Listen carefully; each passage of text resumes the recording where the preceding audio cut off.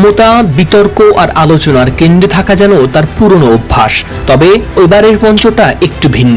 যুক্তরাষ্ট্রের রাজনীতি নয়, বরং বহুদিনের মিত্র দেশের শহর লন্ডনের আদালত মার্কিন প্রেসিডেন্ট ডোনাল্ড ট্রাম্পকে $8,21,000 জরিমানা দিতে বলেছে লন্ডন হাইকোর্ট। বৃহস্পতিবার দ্য হিলের এক প্রতিবেদনে প্রকাশ পেয়েছে এই তথ্য।